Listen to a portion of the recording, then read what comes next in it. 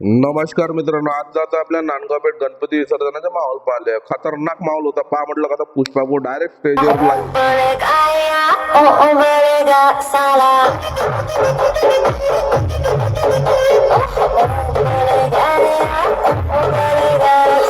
मग का पुष्पा भाऊचा live dance पाहिला निकडे पाहिजे.